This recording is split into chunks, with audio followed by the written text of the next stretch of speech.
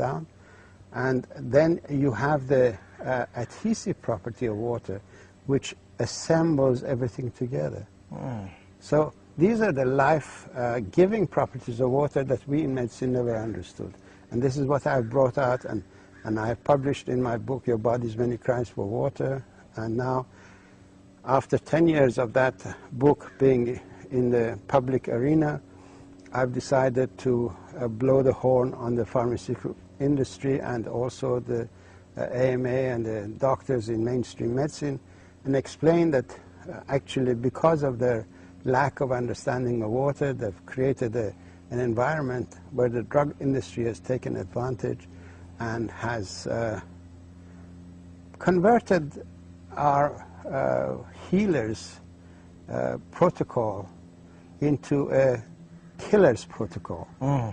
The drugs that are used in medicine, according to Washington Post, which is in my latest book, Water Cures, Drugs Kill, even when used according to the prescription of the doctor, make 2 million people sicker and kill 106,000, which makes this the 4th largest killer in the health field. So when we realize that we doctors prescribe this medication to kill people, which kills people, obviously we are doing it in order to save them, but we don't realize that we've been really had by the pharmaceutical industry. You know, it's funny though, because you say to save people, but the doctors know better than the patients what the series, and it's always a series, of side effects are. And they often involve virtual liver shutdown or almost kidney failure. I mean, it's almost to that a point where the toxicity of the drugs is so severe.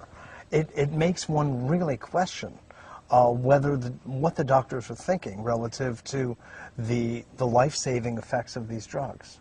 Well, Mitchell, unfortunately, we doctors are forced by the people, by the advertising of the pharmaceutical industry that takes the information directly to the public and says to the public, go and ask your doctor if this is good for you. What doctor is there to say, no, it's not good for you, and then be sued afterwards? So basically, drug industry... So the doctor's being put into this compromised position. Yes, doctor is unwittingly being used by the pharmaceutical industry. As a salesman. As a salesman. Literally, yes, a sophisticated salesman. Now, when it comes to cancer, since you brought that up and you gave that talk in Greece, I believe it was, to the conference there, could you just explain to the audience a bit how water could be a curative for cancer? Actually, I have got a video of dehydration and cancer. This is a half-hour tape of my lecture at Cancer Control Society conference here, 2002, that's last year. Where I explained how dehydration sets up the physiology, the internal physiology of the body in such a way that some cells become autonomous and they begin to grow in a cancerous way. It's very simple. When you're dehydrated, your immune system is shut down completely because histamine, which is a neurotransmitter in charge of water regulation and drought management programs of the body, has also a responsibility in monitoring the immune system. So when it gets engaged in the water regulation so that dehydration doesn't flare up the immune system unnecessarily, it automatically inhibits that aspect of its own work. So immune system is shut down, interferon production is shut down, interleukin-2 production is shut down. These are the elements that you require in order to find cancer cells or any immune problem.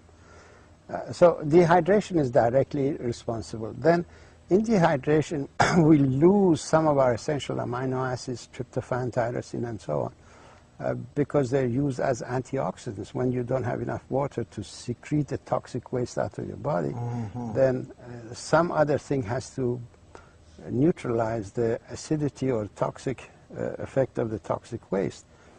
Tryptophan is used in that capacity, tyrosine is used in that capacity, lysine is used in that capacity, cysteine is used in that capacity. These are the essential amino acids that we need for our immune system.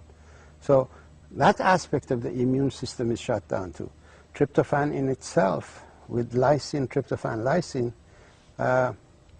monitors incorrect transcription of genetic material and cuts the wrong transcription and corrects it.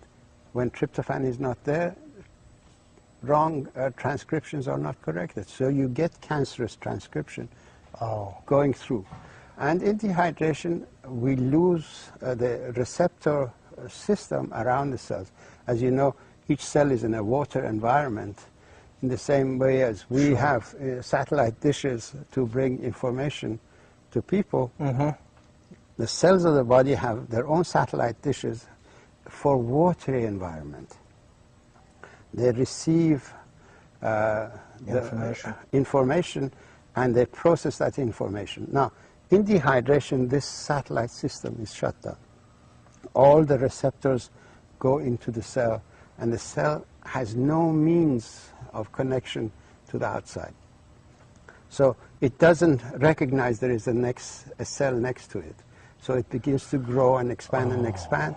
So it breaks boundaries, and that's why cancer becomes a lumpy thing, because its receptor system of the cells have gone. I see. There is a lot of... How about, though, then in rehydration? If they come back. They come back. And a lot of people have actually been... And then the tumor and the cancer cells will actually reduce and dissolve? There are quite a number of testimonials in the book Water Cures Drugs Kill of people whose cancers have disappeared. Lymphoma has disappeared, cancer of prostate has disappeared, and so on. Pancreatic cancer? They all go, but the ones that are in the book... It's a question of when. They all go, because we need to study water as a anti-cancer medication.